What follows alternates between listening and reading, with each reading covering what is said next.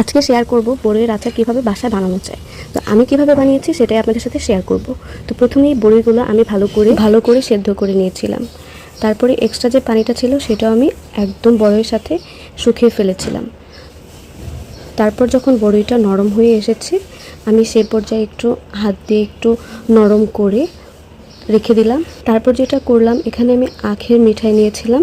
আখের গুড়টা দিলে কি হয় যে আচারের টেস্টটা অনেক গুণ বেড়ে যায়, এর জন্য আমি এটা ইউজ করেছিলাম। প্রথমে পানিটাকে বয়েল করে তারপরে গুড়টা দিয়ে দিয়েছিলাম।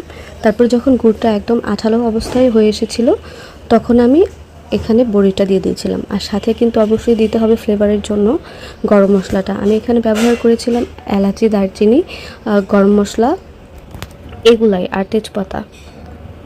তো এগুলো দিয়ে হালকা একটু পাঁচফোড়নও ছিটিয়ে দিতে হবে। তো আমি এর মধ্যে আবার একটু টেস্ট করে দেখছিলাম যে সুন্দর করে হলো কি না। তো আমার আচারটা এই পর্যায়ে যেহেতু হয়ে গেছে আমি এখন নামিয়ে ফেলবো। তো আপনারা খুব সহজে এভাবে করে কিন্তু বানিয়ে নিতে পারেন বড়ির আচারটা।